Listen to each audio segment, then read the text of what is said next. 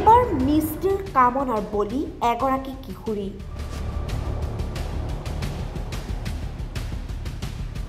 দৰিদ্ৰতাৰ সুযোগ লৈ এনে নিকৃষ্ট কৰ্ম। 16 বছৰীয়া কিশোৰীক বলপূৰ্বক ধৰ্ষণ।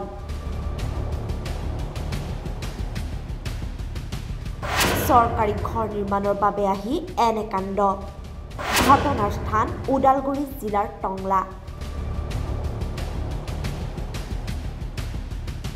ৰাজ্যত পুনৰ ধৰ্ষণ কাণ্ড।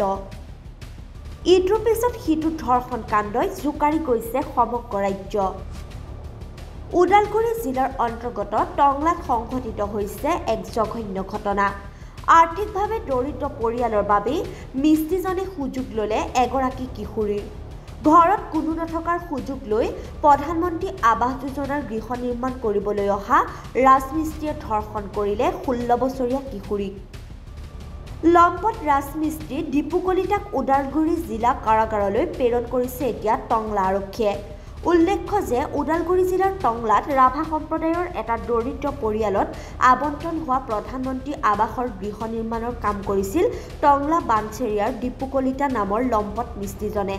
তেনেতে যোৱা 28 ফেব্ৰুৱাৰী দিনাখন ঘৰত কোনো নথকাৰ সুযোগ লৈ অহা ৰাজমিস্ত্ৰী দীপু কলিতাই দিনৰ 12 মান বজাত অকলে থকা 16 বছৰীয়া কিশোৰীক বলপূৰ্বকভাৱে ধৰ্ষণ কৰে। প্ৰায় 3 দিনৰ পিছত পৰিয়ালৰ লোকে টংলা আৰক্ষীক অৱগত কৰাত টংলা আৰক্ষীয়ে লম্পট দীপু কলিতাক আটক কৰিছে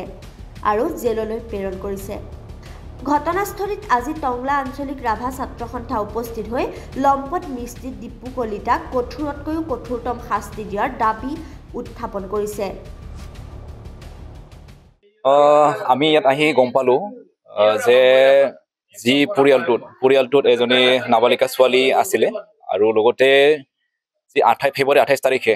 ইয়াৰে যিটো নেকি পকী ঘৰ নিৰ্মাণৰ মিস্ত্ৰী এজন আহে ইয়াতে। আমি শুনিছোঁ তেখেতৰ নাম দীপু কলিতা বুলি, আৰু তেখেতে দীপু কলিতা নামৰ যি ব্যক্তিজনে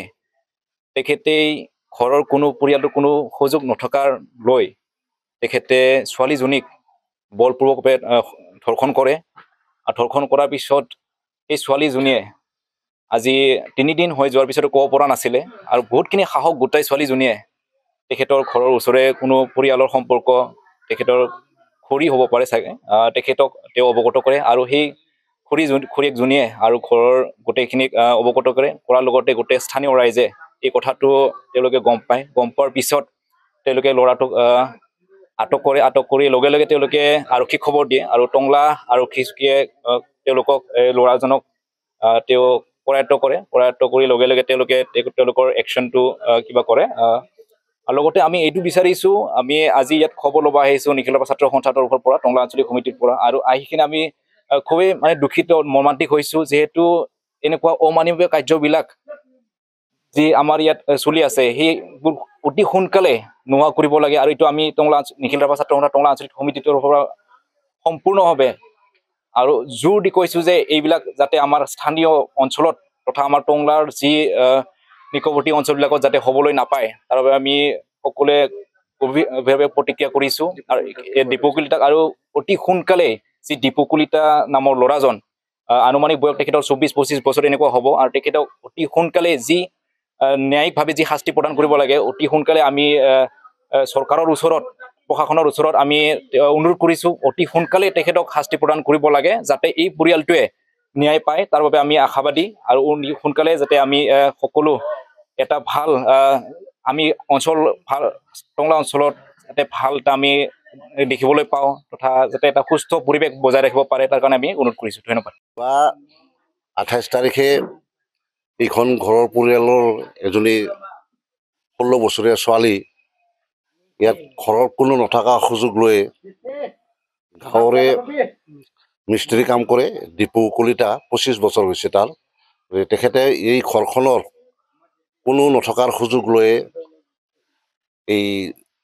এইখন ঘৰৰ ছোৱালী এজনীক জোৰ জবৰদস্তি ধৰ্ষণ কৰে। ধৰ্ষণ কৰাৰ পিছত গাঁৱৰ ৰাইজে জনোৱাৰ পিছত থানাত এজাহাৰ দিয়া হয়, আৰু ইতিমধ্যে দীপু কলিতাক জেল হাজতলৈকে নিব।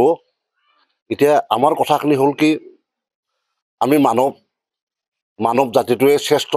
আমি বুলি পেলাই আমি ভাবোঁ, কিন্তু এতিয়াও যে এনেকুৱা ধৰণৰ পশুতকৈও যে নৰধম এক শ্ৰেণী আছে মানুহ আছে সেই কথাখিনি আমি ইয়াত আজি প্ৰতিপন্ন হ'ল গতিকে ইয়াত দুপৰীয়া কোনো নথকাৰ সুযোগ লৈ পেলাই যিখিনি দুষ্কাৰ্য কাম কাজ কৰিল আমি